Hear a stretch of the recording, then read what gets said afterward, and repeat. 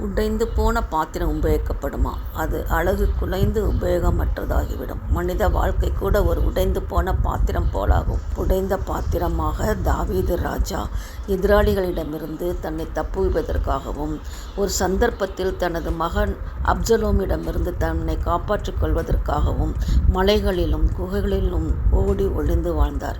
செத்தவனைப் போல எல்லாராலும் முழுவதும் மறக்கப்பட்டேன், உடைந்த பாத்திரத்தைப் போலானேன் என்று கூறியுள்ளார். ஆனாலும் தாவீது தன் வாழ்வை உடைந்த பாத்திரமாக முடித்தாரா? இல்லை. அவர் தன் தேவனாகிய கர்த்தரை நம்பியிருந்தார். தன் வாழ்க்கையின் சூழ்நிலைகளால் அவ்வப்போது மனக்லேசத்தில் தேவனை நோக்கி கதறினாலும் தன் தேவன் தன்னை கைவிட மாட்டார்.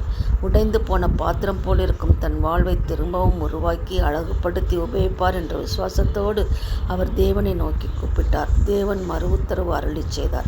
கர்த்தர் தமது நாம மகிமைக்காக திரும்பவும் தாவீதை ராஜாஸ்தானத்தில் அமர்த்தினார்.